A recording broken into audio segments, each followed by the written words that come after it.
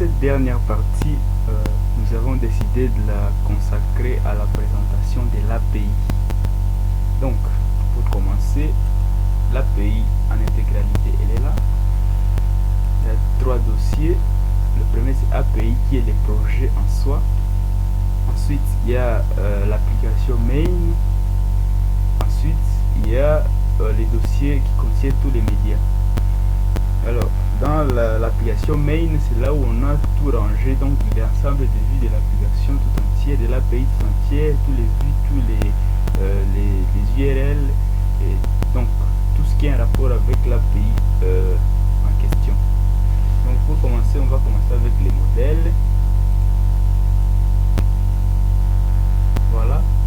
Pour les modèles, nous avons les modèles accounts qui enregistrent les comptes des utilisateurs. Dedans, nous avons des champs, nous avons aussi des fonctions. Ensuite, il y a la classe pour les modèles profil. Nous avons la classe chaîne. Nous avons la classe des abonnés à une chaîne.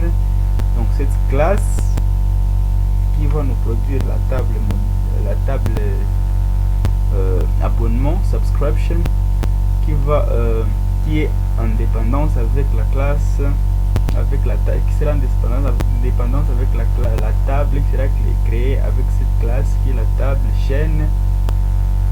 Voilà, nous avons ici la clé étrangère, c'est channel underscore sub. Ensuite, il y a la classe ou le modèle catégorie vidéo. Là, c'est dans cette table, dans ce modèle, où on trouve toutes les catégories des vidéos. On peut les insérer, bien évidemment. C'est l'administrateur de la plateforme qui insère ça. Ensuite, il y a le modèle vidéo qui dépend d'une chaîne. Voilà, indépendance.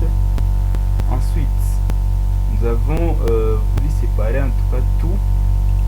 Il y a la classe, le modèle vue des vidéos. Donc, dans ce modèle, nous stockons les vues qui dépendent d'une vidéo, qui appartiennent à une vidéo bien spécifique. Alors, après, il y a les commentaires. Ensuite, il y a les réactions. Ensuite, il y a les playlists. Donc, une playlist dépend d'une chaîne. Voilà, indépendance avec la chaîne. Et dans cette playlist, chaque playlist a du contenu.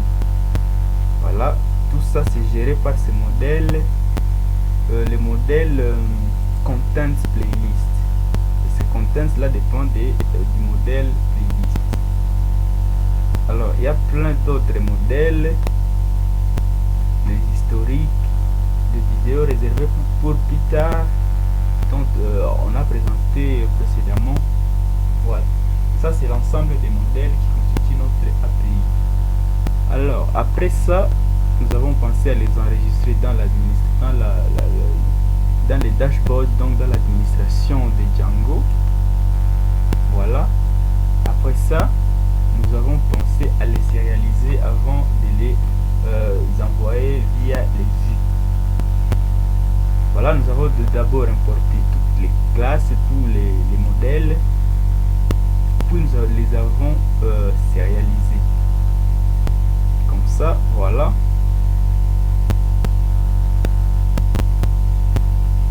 Voilà. Après la sérialisation, nous avons créé des vues pour chaque sérialisation. Alors, comme nous l'avons bien appris, il y a ce qu'on appelle des vues basées sur des fonctions, mais il y a aussi des vues basées sur des classes. Donc, pour réaliser l'API, il y a eu des fois où on a été donc, d'abord, initialement, nous avons utilisé des vues basées sur les classes. Mais dans certains cas, on a été contraint d'utiliser des vues basées sur des fonctions. D'abord, on commence, à part celle-ci, on commence par la vue basée sur des classes. Il y a account, on utilise des generic class, list, create, API, view. Cette classe gère directement l'affichage donc des listes de comptes et la création de chaque objet dans ces modèles, dans les modèles account. Après, nous avons créé cette deuxième vue account detail qui gère trois fonctionnalités. Il y a les retrieve, il y a les updates et les destroy. Les retrieve, c'est afficher chaque élément en particulier. Update, c'est la mise à jour. Les destroy, c'est la suppression. Après ça, nous avons fait maintenant pour tous les autres modèles pour les afficher. Par contre, par exemple, ici, nous avons utilisé cette classe pour retourner un objet bien spécifique qui ne dépend pas seulement de la clé primaire, mais de la clé étrangère. C'est pour cela que celle-ci est un peu plus personnalisée que les autres. Voilà, ça c'est les classes, les vues basées sur les classes. Bon, si pour certains besoins, nous avons été amenés à utiliser des vues basées sur des fonctions. Par exemple, celui-ci, on a utilisé le décorateur API View avec la méthode post. Voilà. Donc, cette vue nous aide à s'enregistrer en tant qu'abonné à un compte, à une chaîne, pardon. Alors, à part ça, voilà, c'est l'ensemble de nos vues. Voilà. Et chaque vue est liée à une URL qui est ici. Par exemple, celle-ci, c'est login. Cette URL nous aide les utilisateurs à se connecter dans l'application mobile ou dans l'application web. Voilà, avec cette vue ici qui est là.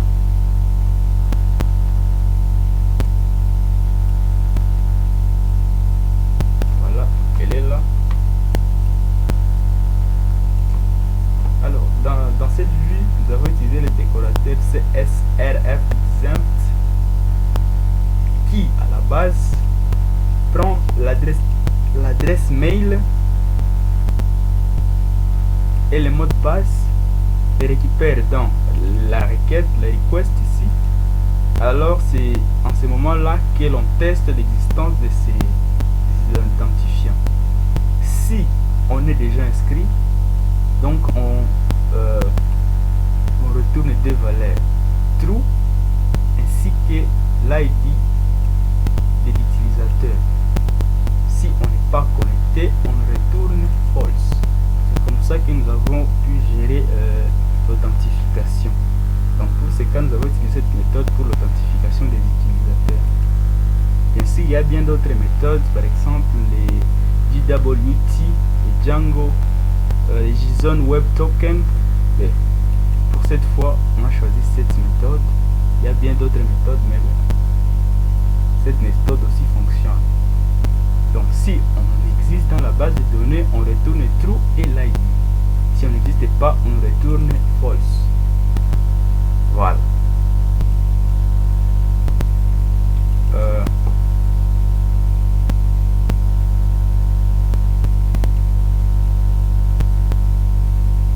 Voilà en ce qui concerne l'API. Nous avons présenté les modèles, nous avons présenté les serializers, nous avons présenté les vues, nous avons aussi présenté les URL.